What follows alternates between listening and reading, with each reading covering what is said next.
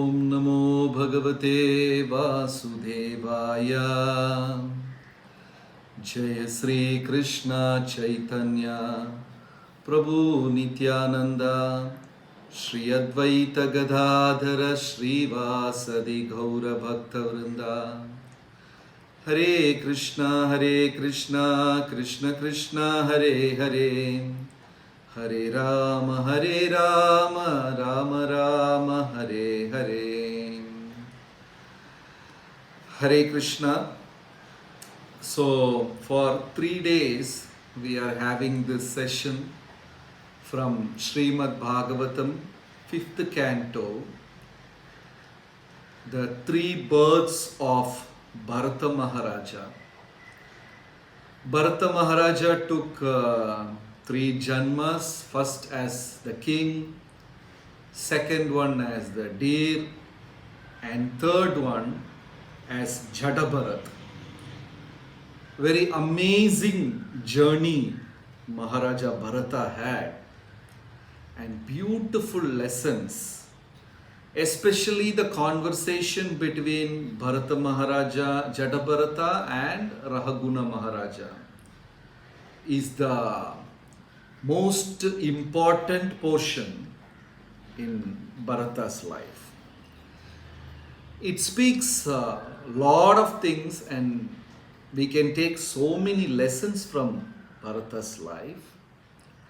So before understanding that, we should go into the life of Rishabhadev, Bharata Maharaja's father, who is an avatara, a partial incarnation of the Supreme Lord. Very amazing life Rishabhadev had. Rishabhadev taught the first two lines of Sikshashtakam, Chaitanya Mahaprabhu Sikshashtakam, third verse. Trinadapi sunichena tarorapi sahishnuna. How to be tolerant, patient, and be non-reactive in provoking situation. This is a very big challenge for a progressing spiritualist, for a devotee, for a serious spiritual practitioner, to control his urge to react. Many times we react, and then later on we realize that I should not have reacted so badly. And we keep repeating this mistake again and again and again. Same mistake, we do that again. So, Bhagavad Gita, Krishna says, the situation is same for everyone, but we have the capacity, the control to hold the urge to react. By reacting, we make the situation worse. In the way we react, we make the situation worse. So Rishabhadeva taught a beautiful lesson. Even we have seen devotees, when sometimes spiritualists, when these devotees are disappointed, we react very badly at that moment.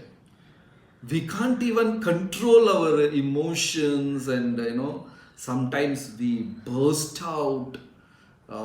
Sometimes we say certain things which are not meant to be spoken. Very badly we react.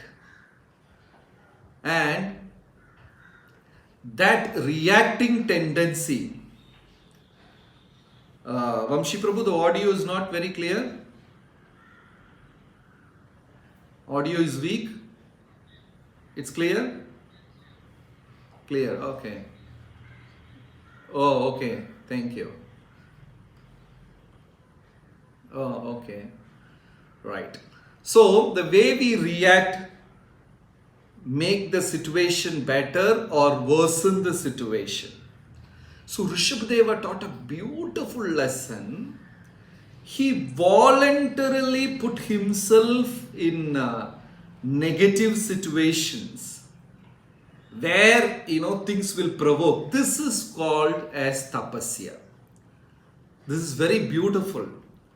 A spiritualist, a real serious Krishna conscious practitioner, he puts himself in these situations. It's very important. Mahabharata, it is explained that we should never settle comfortably in spiritual life. When we progress in spiritual life, like for 5 years, 10 years, 15 years, somewhere we strike a balance. Okay, my job is secure. Every month I get certain fixed income. My family, children, my dependents are secure. And my service also beautifully defined. Friday morning 10:30 to 12:30 is my seva. That is also beautifully defined. Everything goes and it is so smooth. So I can do my spiritual practice also. And the same time I'm continuing my devotional life. It's okay. But then Yudhishthira Maharaja says, if we are very serious in spiritual life, you want to progress, you want to be a wonderful personality, a spiritual person who can win the emotions, win the duality, then we should not be comfortable in that situation. When Pandavas went to jungle for 12 years, and Pandavas had many friends, among kings, even sages were good friends of Pandavas. So what happened? Initial days, every rishi, every king and every muni started inviting these Pandavas for lunch. In even jungle they were getting good feast.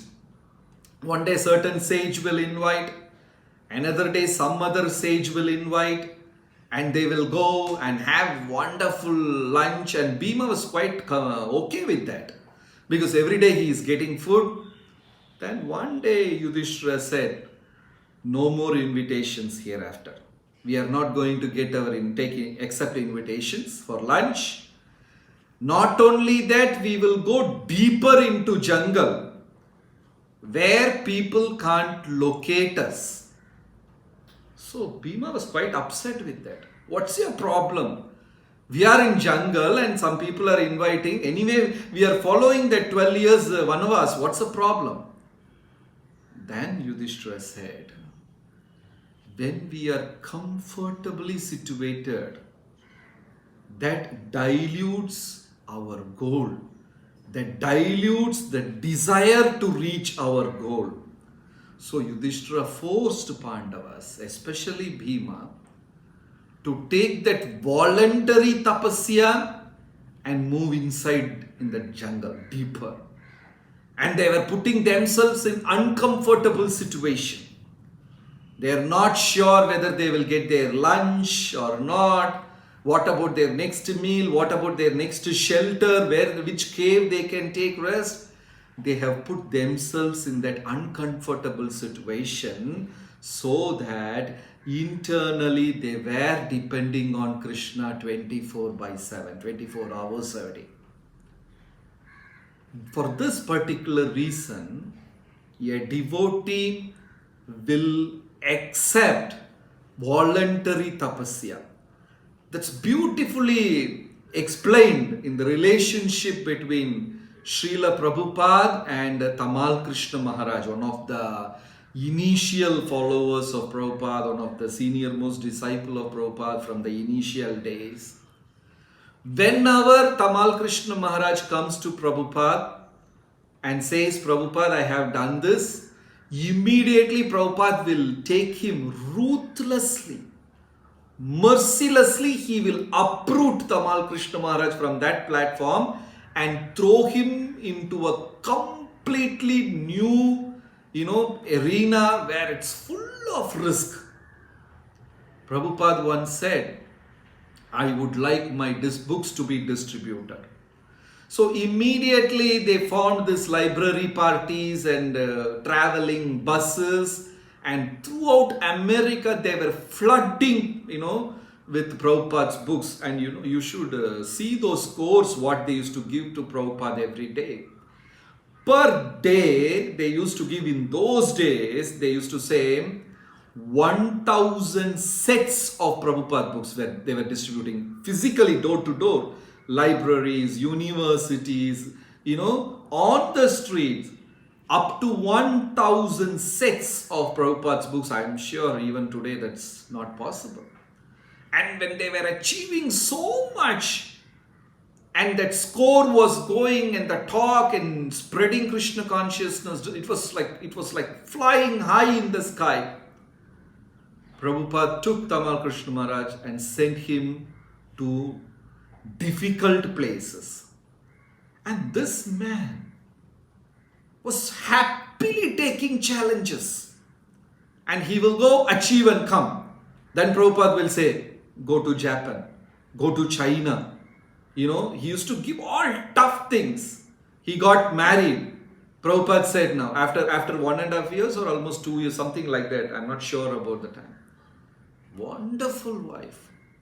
A person who has understood Tamal Krishna Maharaj. Very nicely, jointly they were doing wonderful seva. Prabhupada said, renounce your wife. So Prabhupada was putting Tamal Krishna Maharaj in all uncomfortable situation. And Tamal Krishna Maharaj was taking that positively.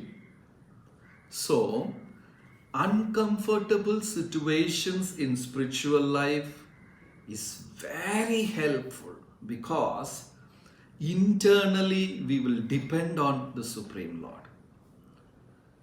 So here Rishabhadeva, he was the emperor of the country at that time. Wonderful wife and 100 powerful qualified children.